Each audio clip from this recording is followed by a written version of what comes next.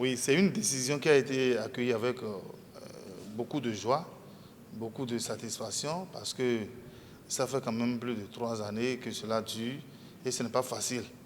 Et ceux qui sont concernés par la sanction n'ont appris fondamentalement qu'à enseigner. Et c'est des enseignants formés par l'État lui-même pour exercer le métier. Et voilà, la situation non souhaitable est intervenue en temps.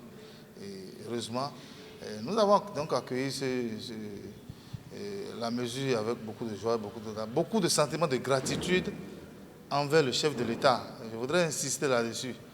Le chef de l'État, comme je l'ai dit à plusieurs de vos confrères, le chef de l'État nous a donné une leçon forte, à savoir, on peut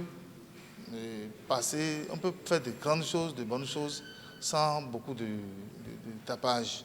Parce que le chef de l'État a fait l'honneur de recevoir Mme Sossoukwe et moi le 23 décembre 2022 et nous a donné sa parole, à savoir que le 18 janvier 2023, la décision sortirait, mais bon, nous l'avions bien gardée au secret jusqu'au moment où c'est sorti. Et nous avons été donc agréablement surpris que cette leçon nous soit donnée par le chef de l'État, à savoir le respect de la parole donnée, ce qui a été fait. Nous le remercions sincèrement. Nous remercions tous ceux qui sont intervenus pour que cette décision aussi devienne une réalité. Tous les SG confédéraux, le SG Ansel Mamoussou de la CSA, le SG Noël Chadaré de la COSI Bénin, le SG Kassa Naïmi Mampo, bien évidemment, donc de la CSTB. Nous les remercions. Nous remercions toutes les personnes qui sont intervenues, qui ont agi dans l'ombre et qui voudraient bien garder l'anonymat, même si les autres n'ont pas demandé de les citer nommément. Donc voilà un peu ce que... Sentiment d'exhortation également. Sentiment d'exhortation envers nos camarades enseignants.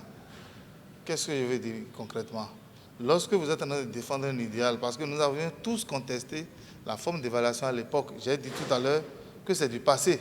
Cependant, il y a un message, il y a une leçon qu'il faut garder.